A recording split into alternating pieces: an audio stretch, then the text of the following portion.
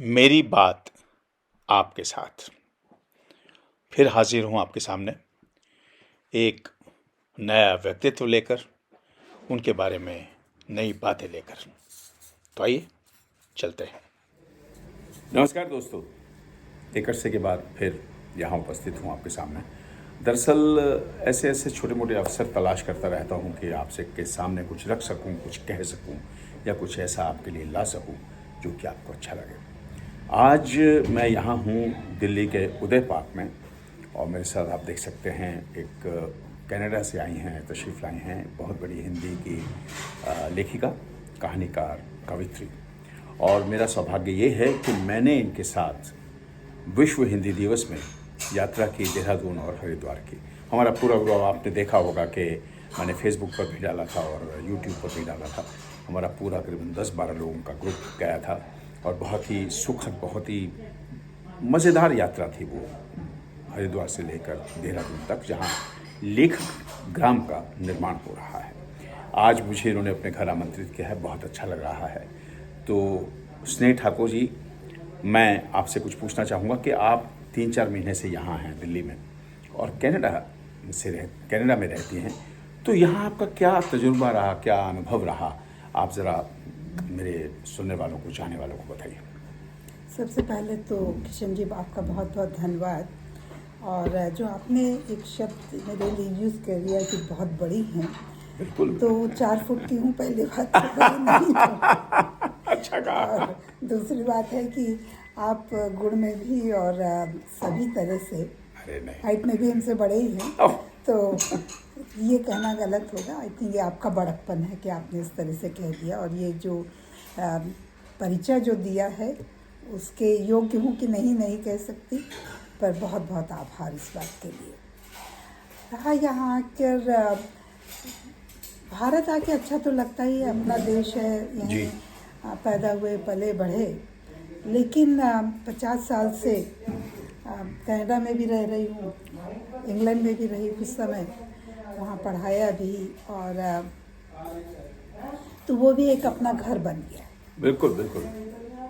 तो अभी तक मेरा प्रयास यही रहा कि दोनों संस्कृतियों को मिला करके, दोनों की जो अच्छी बातें हैं उनको मिला करके एक जगह ऐसा रखूं कि दोनों देश उससे लाभान्वित हों। बहुत बड़ी बात कही आपने, बहुत बड़ी बात कही, और यही हमारी कोशिश भी है एक्चुअली, हिंदी को लेकर, हिंदी भाषा को लेकर। जी। तो सबसे बड़ी बात यही हो जाती है कि जो आखिरी में, वैसे शायद अभी तक मेरी 25-30 किताबें प्रकाशित हो चुकी होंगी, और हर एक विधा में लिखा है, प्रोज एंड पोएट्री, हर एक इसमें निबंध और इस तरह से लेख सारी विधाओं में लिखा है। हिंदी, उर्दू और इंग्लिश तीनों में लिखा है। वाह।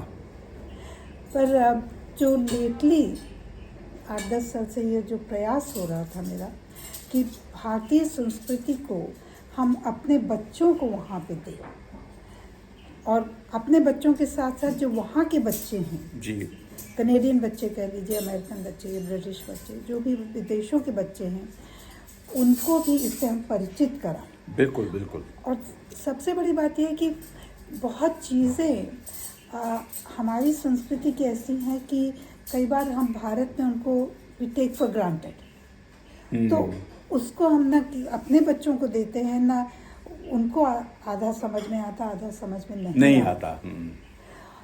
तो ये एक्सपेक्ट करना, ये आशा करना कि विदेशों के बच्चे उसको सब कुछ जाने, ये संभव नहीं होता जी।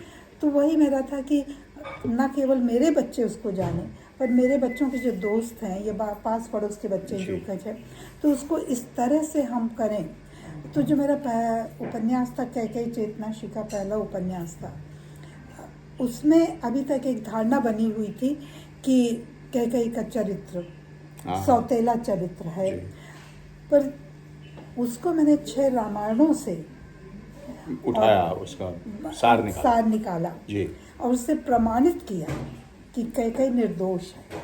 अगर कैकेयी राम को वहाँ न भेजती तो किसी के भी जो चरित्र की जो प्रबलता है वो नहीं आती, वो सामने नहीं, चाहे वो श्री राम स्वयं वो उजागर नहीं उजागर होती, चाहे वो श्री राम स्वामी हो, चाहे लक्ष्मण हो, चाहे सीता हो, बिल्कुल, बहुत कोई बड़ी भी बात हो। कही आपने, बहुत अच्छी बात कही। तो उस शब्द का एक, और जो जितने ऋषि मुनि के सब ज्ञान था वो सब था, अगर वो अयोध्या में ही रह जाते तो ये सब ज्ञान की पूर्ति ना और हो। फिर ऊपर से जितना भी राक्षसों की जो जी। क्लैन थी वो भी जी।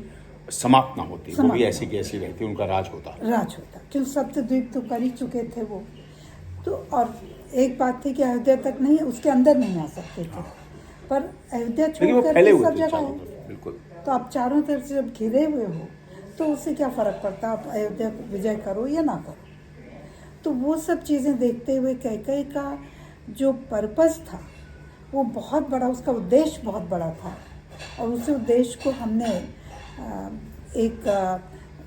उसके सौतेलेपन पे जोड़ दिया। और देखिए, नॉट ओनली दिस, सौतेलेपन से तो जोड़ा, लेकिन आज की तारीख में देखिए, आप हमारे समाज में राम नाम भी लोगों का है, लक्ष्मण भी रखा है, दशरथ भी है, नो, और दूसरे नाम भी हैं लोगों के, लेकिन कैकेयी आपको किसी का नाम नहीं मिलेगा। नहीं मिलेगा। किसी महिला का नाम आप मुझे दिखा दीजिए। मतलब इतना उनको, उनका नकारात्मक पक्ष नकारात्मक इतना एक दिखाया ब्लैक शेड जो उनको हम लोगों ने दिया है ना, ग्रेश, कि तो वो बड़ा अजीब लगता है। जी।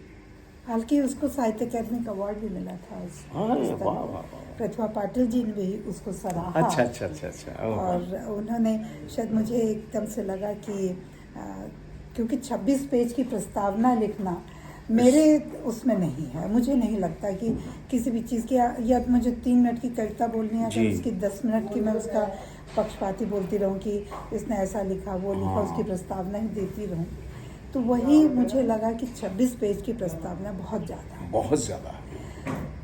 पर हुआ क्या कि वो 6 रामायण और बाकी रामकथा ग्रंथों से ये बुकले, इनका क्या, जो बाहर से आए थे हमारे बुलके, हाँ, बिल्कुल बुलके जी, तो उनका और काफ़ी और बाकी ग्रंथों से लेकर के मैंने उनको कोट किया अच्छा अच्छा। और कोट करके दिखाया है कि इन दोहों से, इन चौपाइयों से, इस जगह से लिए गए हैं, इस पुस्तक से लिए गए हैं, और तब हम प्रमाणित करके लिखा है कि कैकेयी निर्दोष है।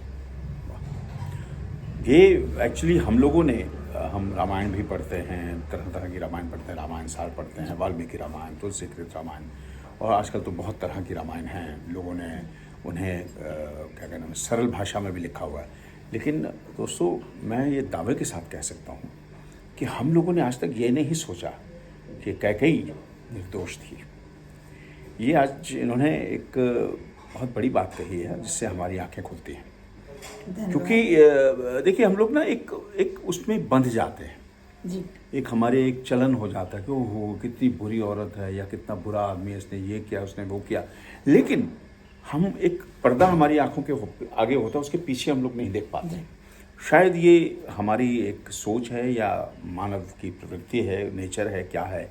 लेकिन मैं बहुत ही आपसे प्रभावित हुआ हूँ ये बात सुन के कि कैकेयी का जिस तरह से आपने बताया विवरण चरित्र का जो आपने किया है, बड़ा अच्छा लगा मुझे सुन के। लेकिन आपको याद होगा, हम जब गए थे हरिद्वार और देहरादून की यात्रा पर, तो आपसे उस वक्त ज़्यादा बातें नहीं हो पाई क्योंकि बहुत ही संक्षिप्त हमारा एक टूर था और बहुत से लोग थे।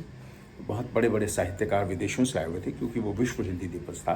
और मैं आभार प्रकट करूंगा विशेष तौर पर अनिल जोशी जी का और दिव्या जी का कि उन्होंने मुझे ख़ास तौर पर आमंत्रित किया क्योंकि मैं दिल्ली में था उन दिनों, और मेरे लिए एक बहुत ही अच्छा एक एक्सपीरियंस था, अनुभव था। नहीं, दिव्या जी, अनिल जी बहुत बहुत सालों के परिचित सुलझे, हैं, हाँ, सुलझे हुए हैं, और लोग हैं। सालों की दोस्ती है हम लोगों हाँ, की, तो उनके परिवार से भी बिल्कुल बिल्कुल। और जितने भी उस समय हम लोग सब इकट्ठे हुए थे, ऐसा लग रहा था एक परिवार के लोग, एक परिवार के लोग कोच में जा रहे हैं, इकट्ठे खाना निशंक जी खा रहे भी हैं। बिल्कुल। उस तरह अरे से रहे। मेरे लिए तो एक बहुत बड़ा ही अच्छा अनुभव रहा है कि निशंक जी ने जिस तरह से हमारा स्वागत किया और हमें मिलाया, फिर उसके बाद उन्होंने हमें अपनी पुत्री के विवाह पर भी आमंत्रित किया। वो हमारे लिए बहुत मान की बात है। और वो खुद भी जब एक साहित्यकार के रूप में साहित्यकार का करते हैं तो एक दोस्तों, आवाज़ पीछे से आपने सुनी होगी कि खाना लग गया है। और क्या विचार है आपका, खाना खाया जाए या बात जारी रखी जाए? ठीक है, विल कंटिन्यू आफ्टर लंच। धन्यवाद।